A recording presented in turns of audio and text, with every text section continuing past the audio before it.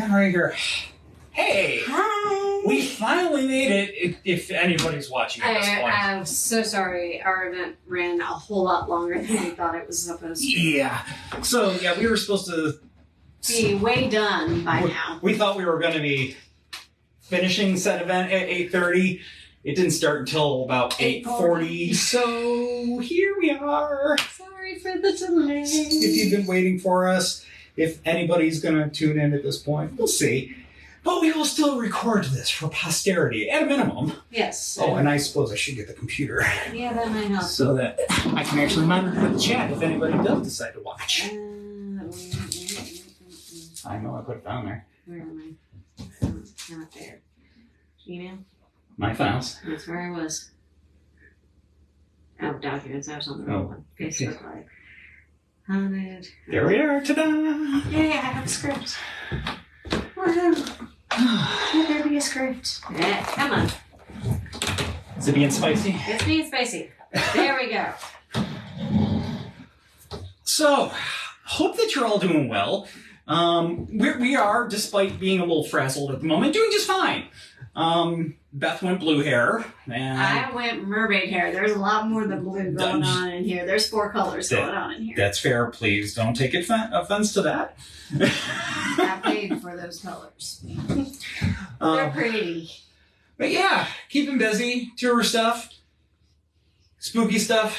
Birthday stuff. Birthday stuff. Yes, that's right. This one's another year older. That's the hair. It was hair or tattoo. I went with hair this time. Tattoo will be later.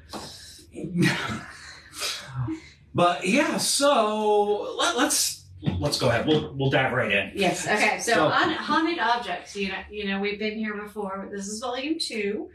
It's been a hot minute since we did volume 1. It is, but we've talked about a few haunted objects on other things too. But you there? Almost. I'm getting there. You're getting there. Okay. Maybe kind of, sort of. Maybe kind of, sort of. Okay. So let's talk about these different kinds of hauntings. You know, you've heard of paranormal activity at a strip mall, antique shop, or a very modern history museum. Well, it's those sites that have not really a long history on their own, but they're objects that are in there. They have a long history. So those colorful background stories are making themselves known. Hello, boys. Yes, I grabbed your tail. Everybody's excited because we just got home too. Yes. Much to their surprise. So tonight we're going to bring you some more tales of those objects that are fascinating, but it might be best to leave them alone. If you want to hear about our haunted objects from the first one, that was September 27th of 2021. So you can go back and check that out on our YouTube page, because that is the easiest way to find that. You know, it's only been 2.5 years. Only 2.5 years. All right, so let's start with some haunted paintings. The haunted portrait of Bernardo de Galvez. This is something on the mild side for once for us. We're just gonna dip our toes in the water, if you will, to kind of warm up a little bit. So with that, we're going to head to Galveston, Texas, up in the Hotel Galvez. At the end of the downstairs hallway, there's a portrait of Bernardo de Galvez, the hotel's namesake. Now, de Galvez, was a Spanish military leader who aided the American forces during the Revolutionary War, and for whom the town of Galveston is named. Although Galvez died in 1786, it has long been claimed that this particular portrait of him harbors a man's spirit, and its various strange phenomena have long been associated with the painting. Guests and hotel employees alike have claimed that the painted eyes will follow them up and down the hallway. Some people have also reported being overcome by cold spots or a sudden sense of unease when near the painting. One of the weirder aspects of the painting is that it apparently does not like to have its photo taken without permission. So, when Sorry, buddy, can you stop? You're making me lose my place. I am so sorry. I know you want loving. You missed us. When people claim that any photo of the painting will turn out blurry or show inexplicable orbs, fogs, streaks, or even be marred by frighteningly ghostly skeletal images. Unless explicit and verbal permission is asked of the painting to take its picture, after which the photos turn out perfectly fine. This is a strange claim, and it was actually tested out by the paranormal investigation team called Strangetown, who were quite surprised and unsettled to find that their photos of the painting really did not turn out. They were blurry, and they had streaks across them. And then when they asked for permission, well, let's just say they were beautiful photos. As we said, something spooky. It's a little unsettling, not really harmful. It's just a chilling little treat for you before diving deeper into this murky pool of haunted objects. Chris is sending a photo of this. A link to a photo. Yes, to the portrait in question. Yes. Now, we do have, voila. Our next up is going to be another portrait. This one... let's just say I don't want this one hanging up anywhere. This one much less passive. This one's going to be much more on the unsettling side. If you don't like the portrait of the scream, you really aren't going to like this. Oh yeah, no, the scream is mild compared to this. This is a portrait that goes by the name The Anguished Man. That should tell you everything. Yeah. Now, it's undeniably creepy, and a glance will leave you thinking just, why? Why would you do this? So this painting was allegedly spent 25 years in the attic of Sean Robinson's grandmother. The grandmother had always made odd claims about the painting, such as that the painter had mixed his own blood into the paint when creating the work, and that he had committed suicide right after completing it. Double ooh. Yeah. The grandmother also claimed that voices could be heard screaming or crying when the blood-infused painting was viewed, and that a somewhat threatening, shadowy, spectral shape could also be seen in its vicinity, which convinced her that it was haunted by the artist. This led her to tuck away the work in her attic for all of those years.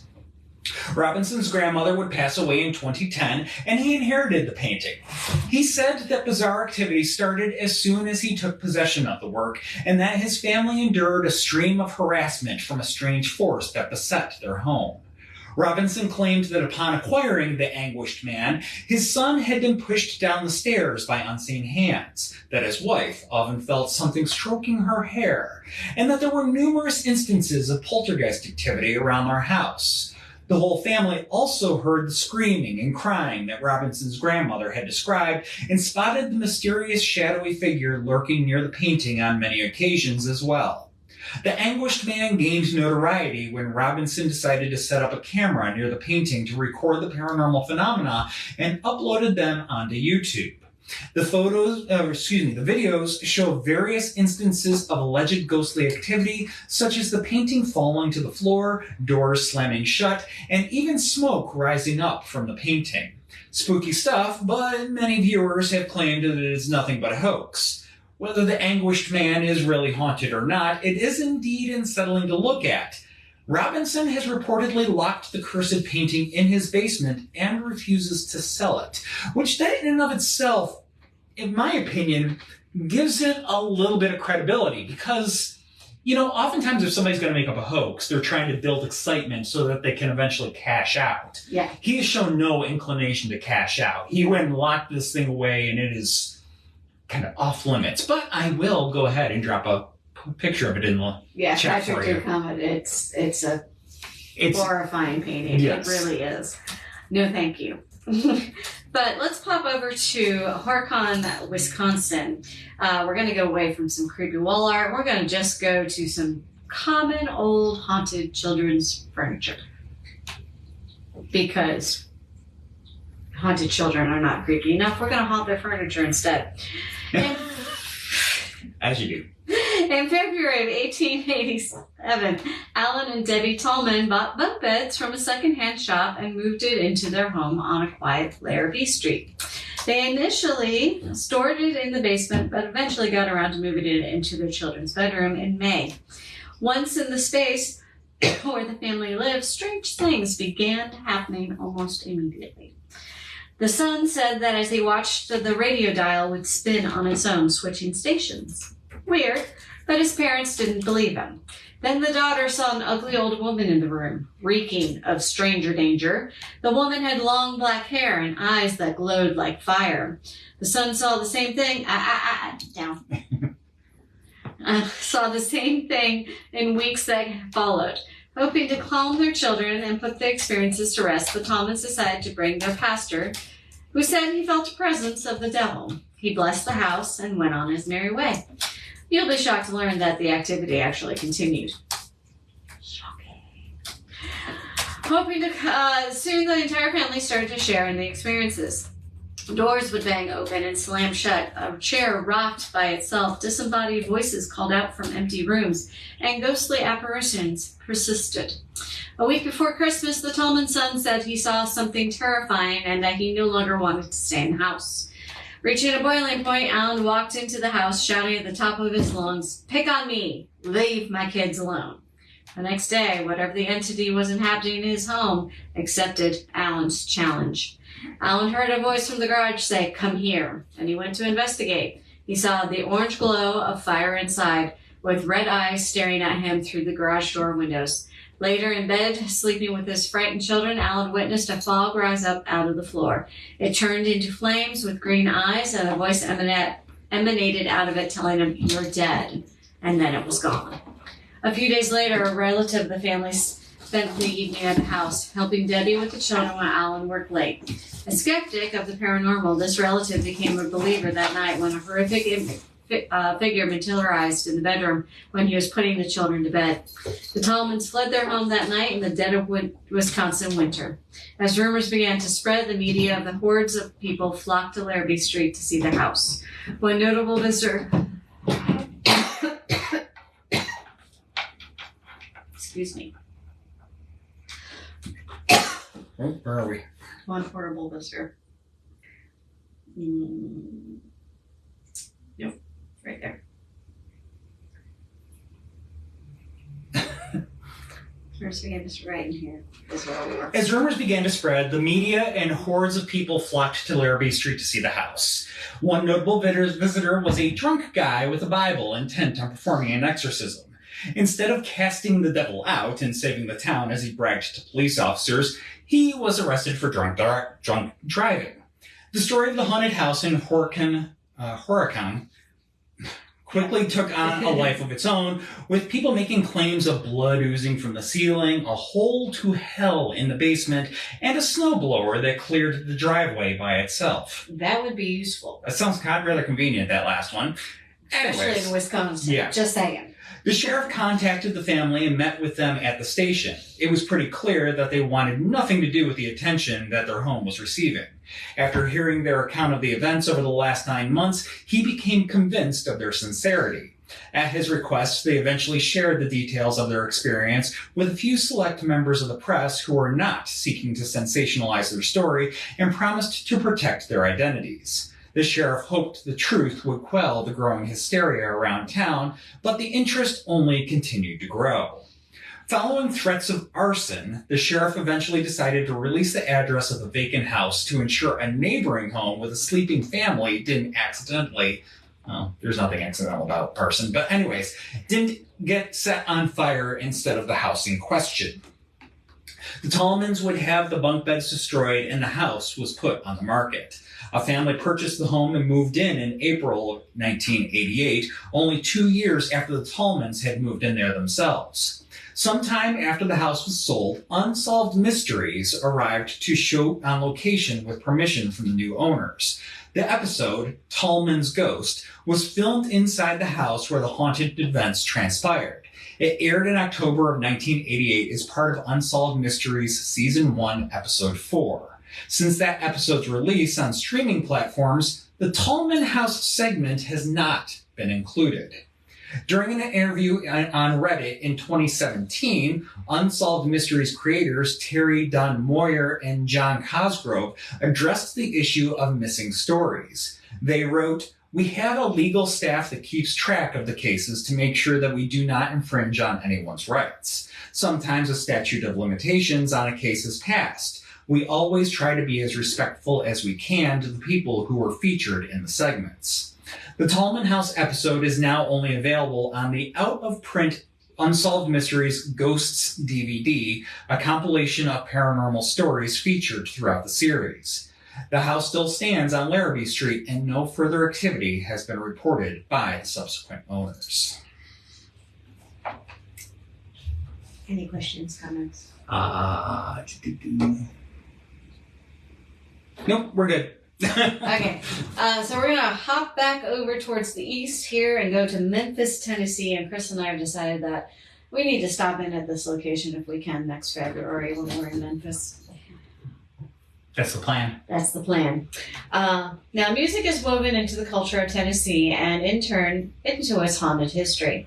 We've chatted about aspects of this before with the Haunted Ryman Auditorium in Nashville. During a Haunted Tennessee episode that we did in April of 2023. But not all musical haunts need to reside in carnivorous theaters and auditoriums. In fact, some of them don't even need to take up entire bars or music halls. Some of them can neatly be packaged into something as compact as a jukebox. Ernstine's and Hazel's Bar in Memphis, Tennessee is the local institution. Housed in an iconic building in downtown Memphis, it's a popular watering hole for locals and tourists alike. It has amazing burgers and a cozy atmosphere, with many calling it one of the best dive bars in the country. I do love me a good dive bar. Excuse me. A claim that Ernstine's and Hazel's carries with pride, and a claim that largely goes undisputed. Aside from the food and the drink, there is something else that draws people in. Yep, paranormal enthusiasts in particular, a haunted jukebox. Somehow, this spooky object can tap into the atmosphere of the bar, playing the right song at the right time. Some call it coincidence, but once is chance, twice is coincidence, third time and is more. A pattern. On Christmas Day of 2006, Karen Brownlee, bartender and manager of Ernestine and Hazel's, was discussing the death of the godfather of soul, James Brown, earlier that morning. As the discussion continued, the voice of the recently passed singer erupted from the jukebox, proclaiming, "I feel good." The shocked employees stared at each other as Brown joyfully crooned through his classic, "I Got You." Another time, a group of friends celebrating a woman's divorce were greeted by the jukebox blaring Tammy Wynette's "Divorce." Sometime later, a paranormal investigator was discussing exorcisms, and the jukebox cheekily popped up from the corner with the Rolling Stones' "Sympathy for the Devil." Interestingly, many of the performers of these songs had visited the classic dive bar, and some even slept here when Ernestine and Hazel were renting the rooms upstairs. While we are here, we do need to chat up some of the other haunting experiences in this storied space. Sisters Ernestine Mitchell and Hazel Jones owned this bar for many years. The unassuming commercial building standing in the shadow of Memphis Central Station was initially a pharmacy. When the pharmacist, Abe Plow, became famous from his line of hair products and Coppertone brand sunscreen lotion, he gave this modest building to the sisters. They ran the business as a cafe and rented rooms upstairs by the hour. While not outright supporting the ladies of the night that worked there, Ernestine and Hazel chose to turn a blind eye. Ernestine's husband owned a nightclub nearby and would often take the performers to the cafe after their shows. Many of the big names in music, including B.B. King, Wilson Pickett, and Tina Turner, passed through the doors of Ernestine and Hazel's establishment. In turn, Ernestine and Hazel became confidants to many patrons and, as Karen Brownlee writes, continues to do so even after their deaths in the 1990s. Tragedy struck Brownlee in 2007 when her son was shot and killed. Sobbing over the death of her son, she sat at the end of the bar and began to talk to God and the late Mrs. Ernestine. After asking for a sign that her son was okay, she noticed a baby bird emerge from one of the booths, walk towards the door, and fly off. Moments later, an older woman entered the bar and asked if she was okay. Brownlee told her what had happened, and the woman comforted her. The woman left, but soon returned with a sterling silver necklace with a bird. Brownlee had not seen the woman before nor since, but she's adamant that it was Mrs. Ernestine. Not only are the former owners still around, but former patrons still seem to be living it up at Ernestine and Hazel's. Former owner George Russell would regularly hear voices and clinking glasses when the bar was empty. The sounds of partying would carry on long after the living patrons had departed. It's not only spooky sounds people experience, but apparitions have also been seen here as well. A man carrying a white pillar candle has been observed walking through the bar, and paranormal investigators captured the spirit walking on the street in front of the bar around 3 a.m. So if you are in Memphis looking for a historic dive, stop into Ernestine and Hazel's, enjoy a burger and a beverage, say hello to the spirits, and maybe the jukebox will chime in with a song to match the occasion. I hope so. All right, so now we're going to go across the pond because, I had to go somewhere else besides the States. We don't always. No. But why not? We did it because we could. Yes. So this is known as the Swansea Devil, and it takes place in Swansea, Wales. And Wales is a good place to look for a sinister object that's been blamed for burning down a church. It is a pretty sinister object. It is. So St. Mary's Church was first built in the mid-14th century in the coastal town of Swansea. Its creation received little fanfare as the country had just gone through 2 centuries of political upheaval and several wars for power. Still worse, shortly after St. Mary opened its doors, the Black Death arrived. In a year, almost a quarter of the population was dead. Even though the town grew into a flourishing city, the church continued to stand with little notoriety and few enhancements for the next several centuries. But in the 19th century, it saw Victorian restoration sweep across the land, and it decided the entire church would be torn down and rebuilt. Bids for a new design were accepted from various architects, and in 1896, Sir Arthur Bloomsfield's designs were chosen.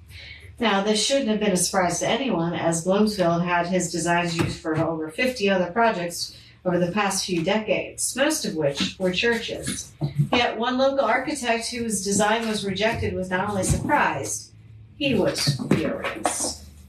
The name of this angry architect has been lost to time, but he took the rejection of his designs as a personal attack. For years, he stewed in his anger, and not much was heard from him as the church was being rebuilt. But a few years after the church finally opened, the land across the street from it was up for sale, and he jumped at the opportunity. The architect tore down the cottages and built a large red brick building facing the west side of the church. Directly in the center of the building, 2 stories up, he placed a specially commissioned wooden piece, a 3-foot-tall Swansea devil. As he perched the devil on the outside wall, witnesses claimed to have heard him yell out, "When your church is destroyed and burnt to the ground, my devil will remain laughing." Whether it was a prophecy or a curse, many didn't take it seriously. As far as the statue giving the nickname, Old Nick. For years, the devil watched the church uneventfully. And then came World War II and the German Blitzkrieg. And Swansea was a coastal city with access to ports and docks as well as an oil refinery nearby, and became a strategic target for them. From 1940 to 1943, Swansea was bombed multiple times, with the worst occurring in February of 1941, an attack that left 230 dead, almost 400 injured. As the dust cleared and the citizens started to pick up the pieces of the city, they found St. Mary's Church had burned to the ground. To their shock, across the street from the rubble stood the red brick building with the devil staring and smiling at the destruction. For almost 2 decades, the land where the church once stood was empty. And in 1959, construction finally began to restore the church. And in 1962, Old Nick's home across the street was torn down to make way for a shopping mall. As for the devil, well, it disappeared in the dead of night, many thinking that that was the end of Old Nick. But in 1982, after missing for 20 years, historian Raleigh Davis let his curiosity get the best of him, and he put out a request for the devil's whereabouts in Wales Evening Post.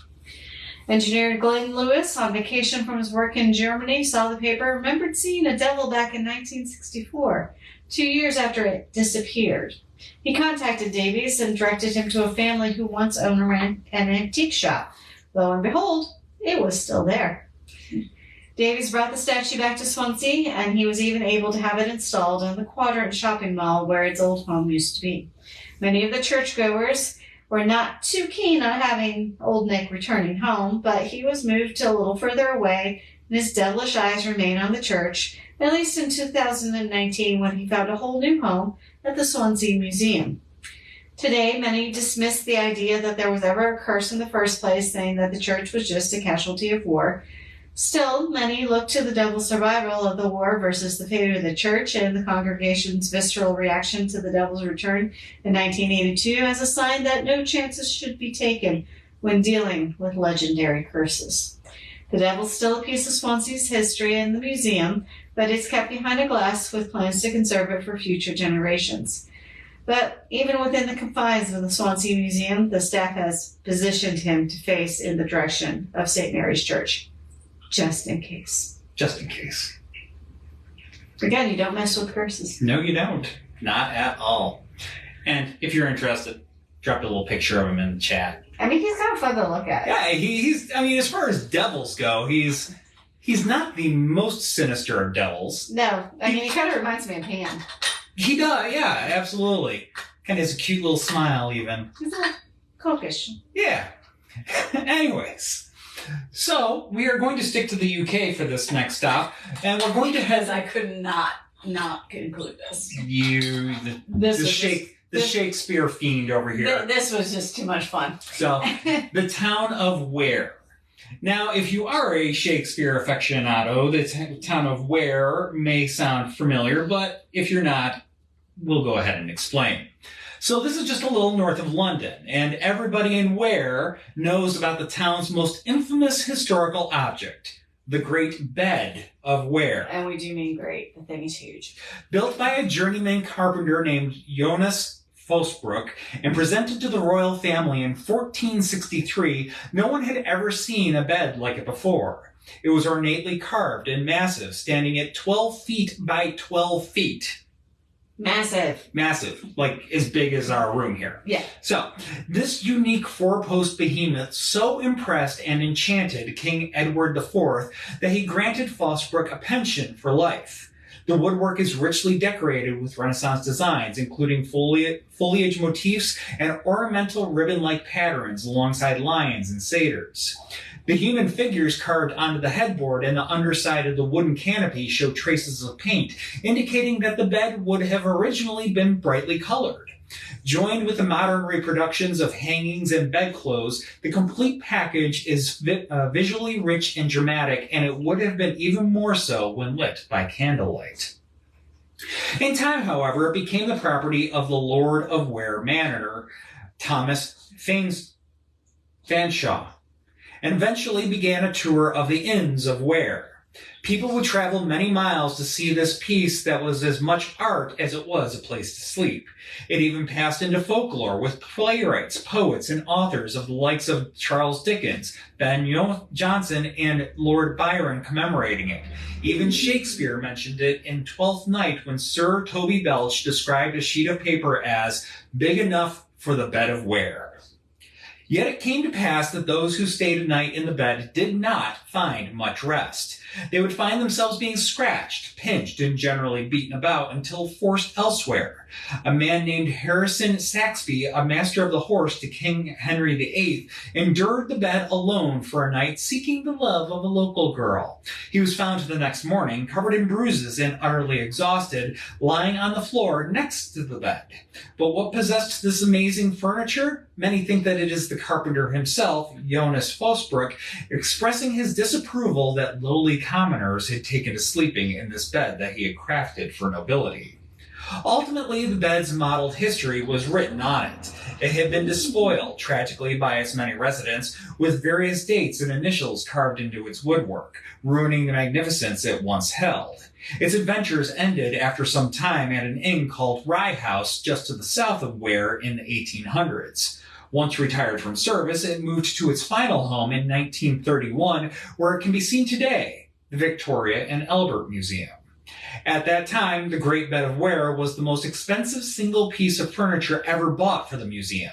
At £4,000, that's money pounds. At 4,000 pounds, it cost 4 times the furniture department's annual budget for acquisitions at the time.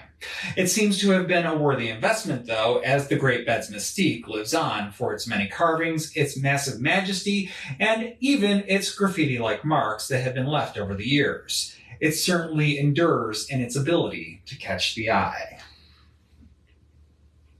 So we're going to do one more stop in the UK, and we're going to move to the banks of the Thames River at the heart of London. Strolling along the Victoria embankment, you will see a large obelisk towering over the landscape, flanked by 2 sphinxes. Cleopatra's Needle is a distinctive landmark, but few people understand its history and the supernatural stories that surround it.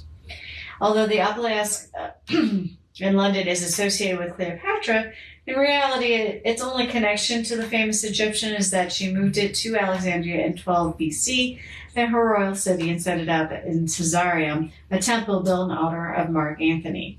The obelisk has, in fact, carved over 1,000 years before Cleopatra came to power. It was hewn out of red granite from quarries of Aswan and dedicated to the pharaoh Thutmose III. The obelisk was erected in the city of Heliopolis around 14 BC, and 200 years later, the inscriptions on the sidelines of the shaft were carved out in honor of Ramses the Great, commemorating his military victories.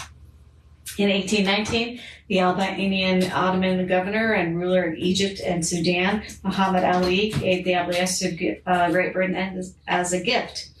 The obelisk was actually a fitting monument to commemorate the British victories over Napoleon in the Battle of the Nile in 1798, the Battle of Alexander in 1801. However, the cost of transporting this 224-ton piece of finery proved to be too much, and plans to bring it over to Great Britain were dropped. The subject again was unsuccessfully revisited in 1822 and 1832. However, in 1867, Lieutenant General Sir James Alexander read a paper to the Royal Society of Edinburgh outlining his ideas for bringing it back to Britain. In 1875, Alexander visited Egypt to assess its condition. On his trip, he met with civil engineer and Egyptology enthusiast John Dixon, who had already been researching it. At the end of 1876, Dixon and Alexander consulted with Sir William James Erasmus Wilson, who agreed to contribute 10,000 pounds sterling to the endeavor. Dixon accepted full responsibility for any other expenses incurred, as well as transportation logistics. With a firm plan in place, the permission of the Khedive Ismail Pasha, Dixon set about drawing up the blueprints for a ship strong enough to hold it. The ship, appropriately named the Cleopatra, was built in a cigar-shaped iron cylinder to encase the granite monolith. The bridge was then attached to the cylinder to shelter the ship crew. Once the iron case was complete, it was towed to the dry dock of the Egyptian Admiralty, converted into a ship, adding the internal ballast rails, the stern, and the rudder. A crew of 8 Maltese sailors led by Captain Carter were hired to steer the Cleopatra, whilst the steamship Olga was engaged to act as a tow ship under the command of Captain Booth. On September 21st of 1877, the Cleopatra and the Olga left Egypt bound for Falmouth. Initially, you can find any picture of it? I think so. Okay. Initially, the journey was uneventful, but on October 14th, as the ship entered the Bay of Biscay, the weather took a turn for the worst. The violent storm caused the iron rails of the Cleopatra to break loose. At 9:20 p.m., the Cleopatra signaled that they were in trouble, and the small boat manned by 6 volunteers from the Olga were sent over to assist them. Tragically, the crew of the Cleopatra were still unable to secure the ropes and flung to them, and the small boat drifted away, swallowed up by the rough water. Having not heard from the Cleopatra, Captain Booth was under the impression that she was safe. It was only when a few hours later he received a second distress signal asking for the Olga to pick them up that he realized the seriousness of the situation. Cats. Just cats being cats. That's my spot. The Olga managed to pull up alongside the Cleopatra, collected the crew, and cut the tow rope. An attempt was made to find the 6 men, but to no avail. The boat had disappeared. The names of these men who drowned would later be inscribed at the base of the Needle. Of course, it needed to be retrieved first, but at the time the crew believed that the LAS was lost and returned to Falmouth. Much to everyone's surprise, a few days later, the Cleopatra was spotted still afloat, proving Dixon's design was in fact sound. The Cleopatra was picked up by the English steamer ship Fitzmounts and brought into the port of Ferrol in Spain. After a short and tricky negotiation to resolve a lien of salvage that the captain of the Fitzmounts had placed on the container, the steamship Anglia was sent to bring the obelisk to Britain. On January 21st, 1878, the obelisk arrived at Gravesend, just downstream from London. It still took some more negotiation and decision-making to determine where the obelisk would be installed, but what's a few months when it was already 59 years after the obelisk had first been gifted to Great Britain? In September of 1878, the obelisk was installed at its new home, much to the excitement of Londoners, and was officially called Cleopatra's Needle. In the years since its installation, Cleopatra's Needle has developed a strange reputation, a reputation which has probably stemmed from the idea that Egyptian objects are by their nature cursed and the tragic story of its journey to Britain. For some reason, the site of Cleopatra's Needle has become a popular suicide spot. Perhaps it is because of the story of Cleopatra's own passing, whether it having been by a venomous bite from an asp or a self-inflicted poisoning. Many stories point to the queen having taken her own life. On 2 separate occasions, a policeman was approached by a distressed woman, urging him to come to the banks of the River Thames to prevent someone from jumping into the water. As the policemen reached the area of the Needle, they see the same woman who had just stopped them leap into the river, lost to the currents of the Thames. Others have heard otherworldly laughter coming from the Needle at night. This eerie sound has been linked to the ghost of a naked man who has been seen or been witnessed on a number of occasions running from out behind the obelisk and throwing himself into the river without making a splash. The first sighting of this apparition occurred just a few weeks after the installation of the obelisk, leading many people to believe it was in fact the ghost of one of the sailors who died in the Bay of Biscay. One story to support the link between a curse and suicides was raised just a couple of years after the installation of the obelisk, though many argue about how much of it may be legend and how much of it may be historical fact. The story goes that in 1880, a Miss Davies from Pimlico was wandering along the embankment when she felt herself being unwillingly pulled towards the site of the Needle. As she got closer to the obelisk, she heard unearthly laughter and lost control of her legs, unwillingly flinging herself into the water. Luckily for her, she was saved by a vagrant who had witnessed the event. She was taken to the hospital where she was able to physically heal, but she started experiencing terrifying nightmares in which a tall woman with a white face and black almond eyes appeared wearing red robes. As the woman opened her mouth, she revealed sharp-pointed teeth, and the flesh from her face was ripped away. Miss Davies believed her ordeal to be caused by the obelisk. The description of the woman's appearance conjures up the image of an Egyptian priestess or member of the Egyptian nobility. There is another unsubstantiated story that is linked to the Needle regarding occultist Aleister Crowley, but we thought it would be worth sharing all the same. It is said that Crowley performed dark sorcery one night at the base of the obelisk in order to release the spirit of Ramses that he believed to be trapped inside the obelisk. The ceremony involved the feeding of animal blood to a human skeleton. It is said that Crowley's attempt was unsuccessful and that Ramses mockingly laughed at Crowley's failure. Bold of Crowley to assume that Ramses would want to leave his remarkable monument.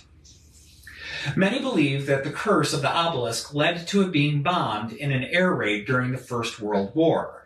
At midnight on Tuesday, September 14, 1917, the obelisk was hit, disfiguring the pedestal. After the war ended, it was decided not to repair the bomb damage, the scars having become part of its history and its cursed legend. Lastly, there are the Sphinxes. The Sphinxes, as well as the pedestal, were sculpted by the English architect George John Villamy. As with the pedestal, the Sphinxes were damaged by the same bomb. It has long been said that the Sphinxes were accidentally placed the wrong way, facing towards the obelisk when they should have been facing outward, symbolizing protection for the obelisk. But others think that the sphinxes are positioned just as they should be, facing the obelisk to prevent anything from getting out. I mean, Cathead, guardian of the dead, makes perfect sense. Yeah. Yay, best. All right, so now we're going to talk about one of the most famous haunted objects out there. And it's a pop culture reference as well. You guys probably know this guy. And of course, you also know what object is associated with him. So we're talking early 1950s and James Dean. He was an American superstar. He had starred in Rebel Without a Cause, Giant, and East of Eden, a role that he would posthumously receive an Academy Award for. He became the first actor to win the award after their death. Dean's career as an actor and a racer was cut short on September 30th of 1955 when his little bastard, Porsche 550 Spider, was involved in a catastrophic collision on the way to a race meeting. We didn't name the thing. No, he actually named it and had that put on the grill. In fact, the Porsche had caused concern almost from the moment Dean bought it. A week before the fatal crash, Dean met British actor Alec Guinness in Los Angeles. Guinness had an ominous feeling on seeing the Porsche and would later write in his diary, "The sports car looked sinister to me. Exhausted, hungry, feeling a little ill-tempered in spite of Dean's kindness. I heard myself saying in a voice I could hardly recognize as my own, 'Please never get in it. If you get in that car, you'll be found dead in it by this time next week.'" Dean laughed off that warning, and he set about preparing the car for the latest sports car races with his Porsche mechanic, Ralph Wachow. Enlisting stuntman Bill Hickman to help out, the original plan was to tow the Porsche to the races, but Wotherich felt that it would be better for Dean to get used to the Spider and run the engine in it. On that fateful Friday, Wotherich sat next to Dean while Hickman followed with his truck and trailer. Police pulled over the convoy and issued a pair of speeding tickets just outside of Bakersfield, but it didn't slow down Dean one bit. Later, at a cafe along the route, he encountered fellow racers Lynch Reventlow and Bruce Kessler. Dean confided in Kessler that he had gotten the Porsche up to 120 miles per hour. Dean was flying down Route 466 at an estimated 85 miles per hour when a young Cal Poly student driving a Ford Tudor decided to make a sudden turn onto Route 41 across the path of the Porsche. Dean barreled into the Ford, sending it almost 40 feet down the road. The impact ejected Wotherich from the Porsche. Dean was pronounced dead on arrival at the Paso Robles War Memorial Hospital at 6:20 p.m. Wotherich suffered from the aftermath of the accident. He attempted suicide twice due to survivor's guilt in the 1960s. He stabbed his wife 14 times in 1967 in a failed murder-suicide, and then died in a drunk driving accident in 1981. The accident had wrecked the Porsche almost beyond recognition, but despite being declared a total loss by the insurance company, it was sold and would continue to cause carnage wherever or even parts of it went. The initial history of the Porsche post-accident is a little fuzzy, but no matter which version is true, they are equally unsettling. Shortly after the accident, publicity monger and self-proclaimed king of customs, George Barris, started to display the somewhat more tastefully damaged Spider at car shows with a placard identified as James Dean's last sports car. Barris claimed that he bought the car from Dean's family when it was being unloaded in a shop. He said it fell on a mechanic and broke both of his legs. Barris claimed to substantially sell the engine to Dr. Troy McHenry, who was killed when he hit a tree while racing a car that was supposedly fitted with a motor. He said that the same race, another car was fitted with a transaxle that was salvaged from the Porsche, also wrecked, paralyzing the driver, Dr. William Einrich. Barris would rework the car to display at safety demonstrations. The Porsche was loaned to Los Angeles chapter of National Safety Council from 1957 to 1959. It went on a gruesome tour of car shows, movie theaters, and bowling alleys. In March of 1959, while in storage in Fresno, the car mysteriously caught fire. It suffered remarkably little damage, melted 2 tires and some singed paint. Fortunately, the fire didn't spread to other vehicles in storage. Meanwhile, Barris had sold a pair of tires from the 550, and both reportedly blew at the same time, causing the new owner to careen off of the road. There are other unconfirmed stories of the Porsche's post-accident life. The car is said to have fallen from its display while on a show in Sacramento, breaking the hip of a bystander. The Spider also reportedly fell and killed George Barakis, the driver who transported it to a road safety expo. Finally, the Porsche is rumored to have disappeared from a sealed boxcar in 1960 while en route from Miami to Los Angeles. With all that said, many believe that Barris was not only a shameless promoter, but a shameless liar, and that many of his stories were total fabrications. Right down to his ownership of the car. The one kernel of truth may be in the involvement of Dr. Einrich and Dr. McHenry. Many think that Einrich actually purchased the entire wreck, salvaged what he could, and scrapped the rest. Einrich installed the Porsche's engine into his Lotus 9 race car and loaned the transmission and suspension parts to McHenry. Einrich crashed the Lotus at the 1956 Pomona sports car races, surviving, but McHenry wasn't as lucky. He hit a tree and was killed in the same race, and so the curse of the Spider gained strength. You don't want you I refuse to am say not it. saying it. All right. I don't want to be flagged. Yeah. Despite $1 million reward for information being offered in 2005, the bulk of the Spider. Porsche's whereabouts remain unknown. With Barris and Irish now gone and no sign of the car for 60 years, the true end of the Porsche's haunting story may never be revealed. In the most recent chapter of James Dean's Porsche, Zach Baggins spent $382,000 in 2021 on the transaxle. The transaxle that was featured in the fatal crashes of Dean and McHenry. It now sits on display at Baggins, the Haunted Museum in Las Vegas, where it has not caused any harm, at least not yet. I'm still not going on looking at it. So, I don't need that juju. no, bad juju all around. But, Yay! ladies and gentlemen, We made it. thank you for your patience. We Thank made you it for through. the delay. Yes, apologies for the delay, but, well, sometimes these things happen. Actually, I think that this makes 117 episodes now. This It's the only is time we've been so late. really late without actually just outright rescheduling or something like that. So, apologies. Thank you for those of you who turned in live, and thank you if you're not tuning in live and you're watching this on recording later on. Just thanks for watching. Yes. So, yeah, really appreciate that. And if you are watching live and 2 you weeks. want to know what's coming up, we will be back in 2 weeks this time. And So, it is 12th. the 12th. It is that time of year we will be going ahead back to school. So we're going to go to haunted international universities and colleges. Yep. Now, please note also, college in international terms can sometimes refer to what we consider high school or prep school. But So just be aware of that. haunted education, if you will. Yes. So we will be doing that. Well, I guess you're going to be... Mr. Nico is indecisive. He's... He's you, man, you are in a mood. All right. Anyways, but yes, we will be back with that in 2 weeks' time. And on the 26th, we're going to be doing haunted lighthouses in Great Lakes. Yes. So I know we just did some haunted lighthouses, including one that's in the Great Lakes, But then we're going to focus on the Great Lakes. just the Great Lakes. So we got some more of those. That is going to be our August calendar that we have. Yep.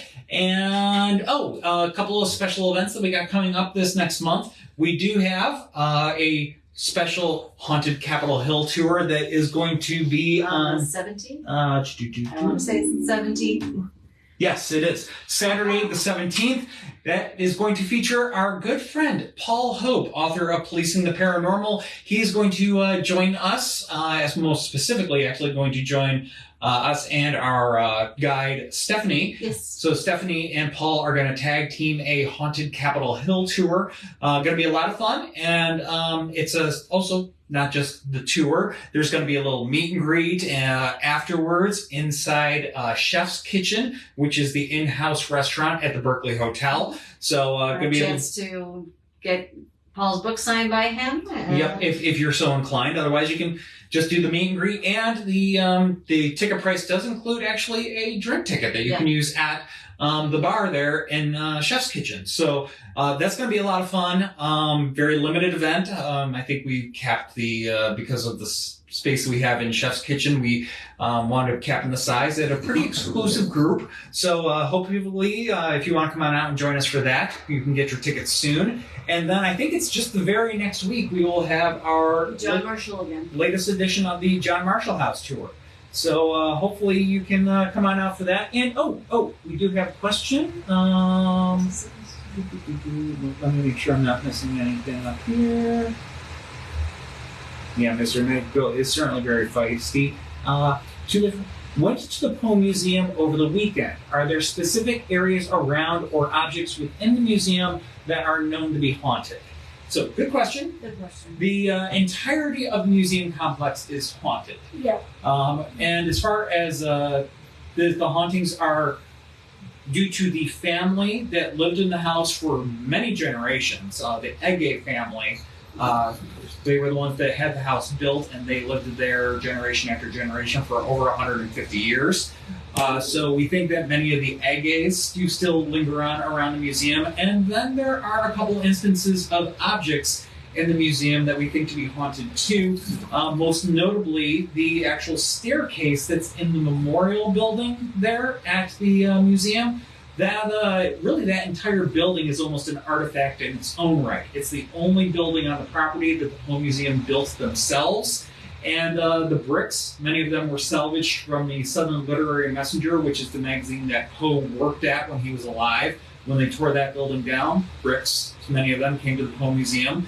And also, the staircase in there is the staircase from the Allen Townhome that stood in Tobacco Row, so like the area that's around the toe of Capitol Hill.